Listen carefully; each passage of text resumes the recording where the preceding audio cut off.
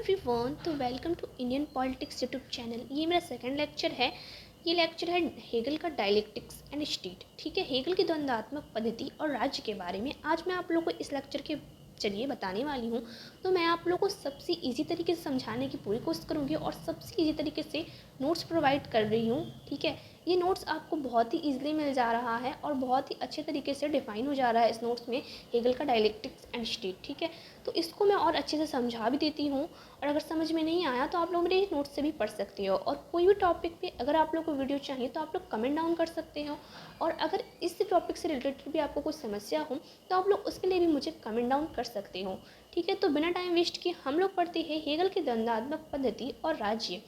Hegel की द्वंद्वात्मक पद्धति और राज्य क्या है?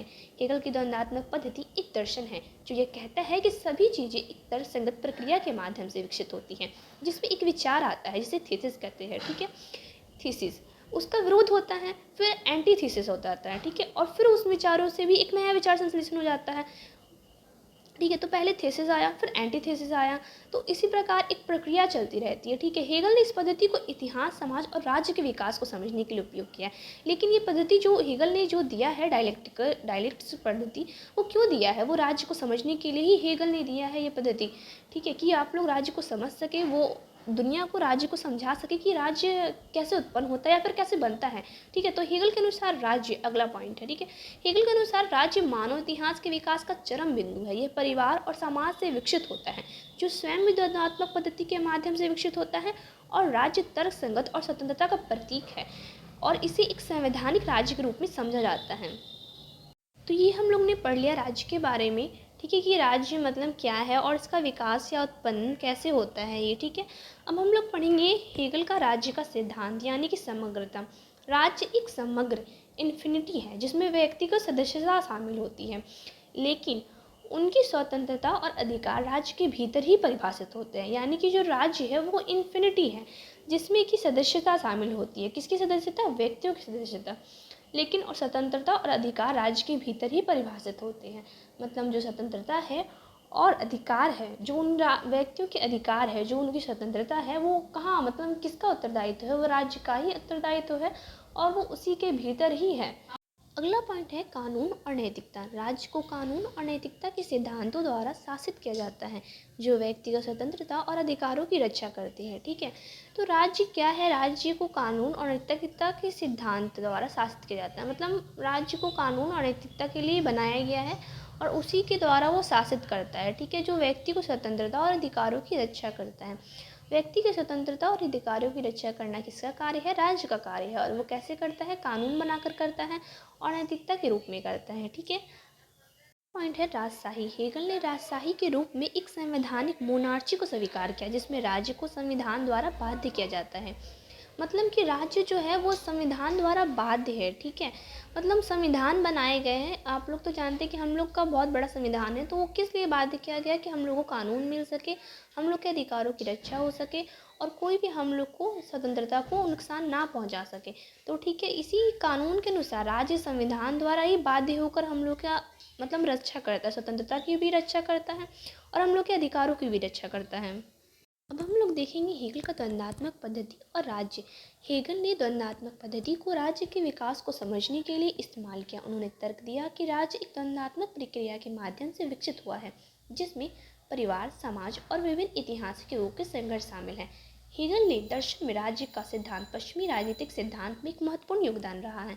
उन्होंने द्वंद्वात्मक पद्धति का उपयोग करके इतिहास, समाज और राज्य के विकास को एक तर्कसंगत प्रक्रिया के माध्यम से समझने का प्रयास किया है। तो जैसे कि मैंने बताया कि हेगल ने द्वंद्वात्मक पद्धति किस लिए दी थी? राज्य को समझने के लिए, राज्य के विकास को समझने के लिए। तो हेगल ने इसमें यही बताया गया है कि हेगल ने द्वंद्वात्मक पद्धति का इस्तेमाल किस लिए किया है? राज्य के विकास को समझने के लिए। ठीक है, राज्य कैसे आया? राज्य द्वंद्वात्मक प्रक्रिया के माध्यम से विकसित हुआ जिसमें पहले समाज आया, फिर परिवार आया, फिर ऐतिहासिक युगों के संघर्ष शामिल हुए। यानी कि पहले परिवार बना, फिर समाज बना, फिर राज्य बना। ये कैसे हुआ? एक प्रक्रिया के माध्यम से हुआ। कौन सी प्रक्रिया के माध्यम से? द्वंद्वात्मक प्रक्रिया के माध्यम से हुआ। यही है ऐतिहासिक युगों का संघर्ष, जिसको द्वंद्वात्मक प्रक्रिया के माध्यम से हेगल ने समझाने की कोशिश की है। और ये जो हेगल का सिद्धांत है राज्य का सिद्धांत को समझने के लिए, तो ये जो सिद्धांत है वो पश्चिमी राजनीतिक सिद्धांत में एक महत्वपूर्ण योगदान दिया है, ठीक है।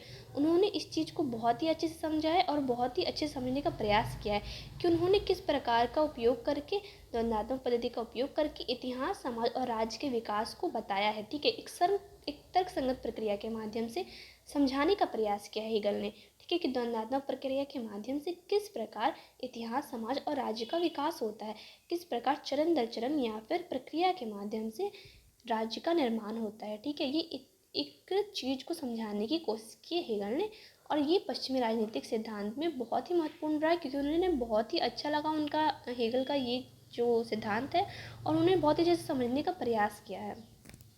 सारी बातों को उन्होंने द्वंद्वात्मक पद्धति के माध्यम से समझाया, ठीक है, कि राज्यों की कैसे उत्पत्ति होती है, कैसे विकास होता है, कैसे समाज बनता है, उसका इतिहास क्या रहा है, और वो कैसे आगे बढ़ता है, उसमें कैसे शासन व्यवस्था लागू होती है या फिर कैसे वो कार्य करता है, सब कुछ द्वंद्वात्मक पद्धति के माध्यम से मतलब उन्होंने कुछ ना कुछ समझाने की कोशिश की, ठीक है। उनका कहना क्या था, उन्होंने एक बात कही थी, state is the March of God on earth, राज्य इस धरती पर ईश्वर का प्रतीक है।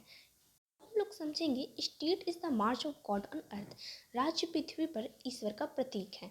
जब विचार, आत्मा, कारण ईश्वर का एक हिस्सा इस भौतिक दुनिया में प्रकट होता है और द्वंद्वात्मक पद्धति का उपयोग करके चरण दर चरण विकास विकसित होता है, तो इस विकास के अंतिम चरण में पहुंच जाता है, जहां एक पूर्ण विचार या पूर्ण आत्मा का पूर्ण कारण या समाज बन जाता है, जो ईश्वर के समान है, जो ईश्वर की दुनिया में है, राजनीति की बात कर रहा है। इसलिए हेगल कहते हैं कि राज्य पृथ्वी पर ईश्वर का प्रतीक है। हेगल के लिए राज्य सर्वोच्च अभिव्यक्ति है, ठीक है। तो हेगल ने क्या कहा है, हेगल ने कहा state is the March of God on earth, यानी कि राज्य पृथ्वी पर ईश्वर का प्रतीक है। ईश्वर तो यहाँ पे नहीं रहता है, ईश्वर पृथ्वी पर नहीं रहता है, इस भौतिक दुनिया में ईश्वर नहीं, ईश्वर यहाँ से बाहर से है, ठीक है।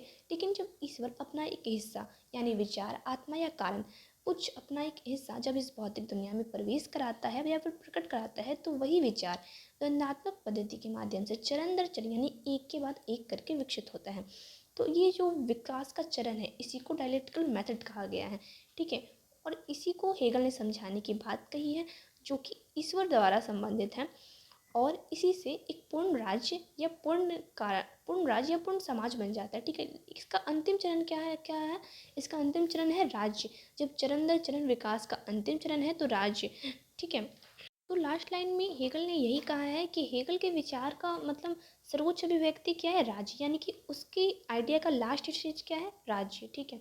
मतलब कोई भी अगर ईश्वर का एक हिस्सा यानी कि विचार, कोई विचार आता है, जैसे कि एक आदमी में विचार आता है, ठीक है, उसने किस चीज़ का निर्माण किया, वो चीज़ का निर्माण के लिए उसमें समय के अनुसार कुछ कमियां हुई, तो फिर उसमें बदलाव करने के लिए दूसरी चीज़ का निर्माण हुआ, फिर उसमें भी समय के अनुसार कमियां हुई, फिर उसको कमियां को दूर करने के लिए तीसरी चीज़ का निर्माण हो गया। तो इस प्रकार जो लास्ट आइडिया या लास्ट विचार क्या रूप लिया, राज्य का रूप ले लिया, ठीक है। मतलब यही बताता है हेगल की सर्वोच्च अभिव्यक्ति क्या थी उसकी, राज्य बन गया। ये द्वंद्वात्मक पद्धति यानी कि जैसे कि एक विचार, दूसरा विचार, फिर तीसरा विचार, ठीक है। इसी प्रकार चरण दर चरण विकास होने लगा, इसी को क्या कहा गया, द्वंद्वात्मक पद्धति। लेकिन जब लास्ट में हेगल से लास्ट में पूछा गया उसके लास्ट आइडिया के बारे में, तो उसने सुपर नेचुरल पावर या फिर गॉड के बारे में कहने लगे, और उसी से कहने लगे कि राज्य के व्यक्ति हुई है।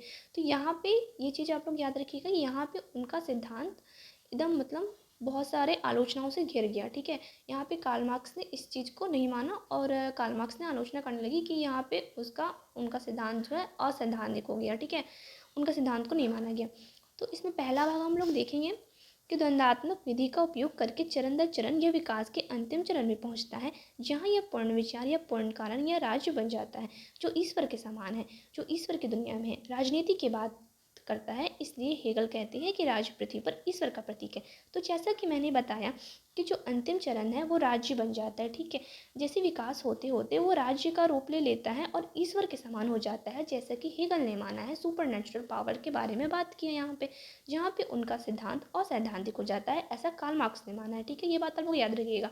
लेकिन हम लोग हेगल के सिद्धांत के बारे में पढ़ रहे हैं, तो वो अपने सिद्धांत में वो हमेशा राइट रहा है कि उसका लास्ट स्टेज क्या है, राज्य हो जाता है, और वो ईश्वर के समान, मतलब राज्य ईश्वर के समान ही है, और हम लोग को राज्य के अनुसार चलना चाहिए। और राज्य का विकास कैसे होता है, द्वंद्वात्मक पद्धति के माध्यम से होता है, ठीक है। तो राज्य इस पृथ्वी पर ईश्वर का प्रतीक है, हेगल ने यही बात समझाने की कोशिश की है द्वंद्वात्मक पद्धति के माध्यम से। तो दूसरा भाग क्या है कि हेगल के लिए राज्य कारण या विचार की सर्वोच्च अभिव्यक्ति है। राजनीति के बारे में बात करना, राज्य अपने आप में एक अंत नहीं बल्कि एक साधन है। राज्य व्यक्तियों के लिए मौजूद नहीं बल्कि व्यक्ति राज्य के लिए मौजूद है। व्यक्तियों का महत्व केवल इस तथ्य के कारण है कि वे राज्य के सदस्य हैं। ठीक है, तो हेगल ने क्या कहा है कि राज्य का जो कारण है या फिर विचार है जो इस भौतिक दुनिया में आता है वो सर्वोच्च अभिव्यक्ति है। इसी के माध्यम से ही कुछ बनता है, यानी कि राज्य बनता है। और राज्य एक अंत नहीं है बल्कि एक साधन है। ठीक है, जिससे हम लोग समाज में रह सकते हैं और अपने समाज में रह सकते हैं और अपनी स्वतंत्रता और सुरक्षा की बनाए रख सकते हैं। ठीक है, तो ये अंत नहीं है, ये लास्ट स्टेज नहीं हो गया। ठीक है, इसके आगे भी विकास होता है।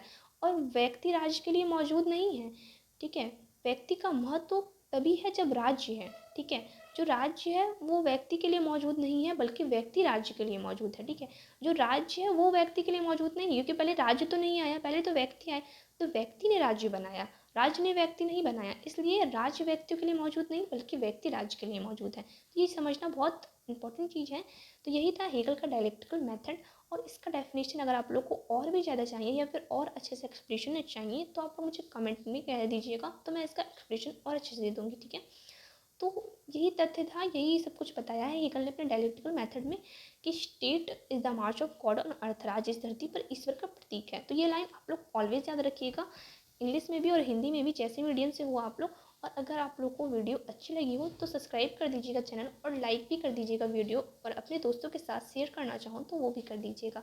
और नेक्स्ट टॉपिक पे किस में बनाऊँ वो लोग अगर आप मुझे कमेंट कर देते हो तो मैं उस टॉपिक पे भी बना दूँगी, नहीं तो मैं खुद से भी नेक्स्ट टॉपिक में वीडियो डालती रहूँगी।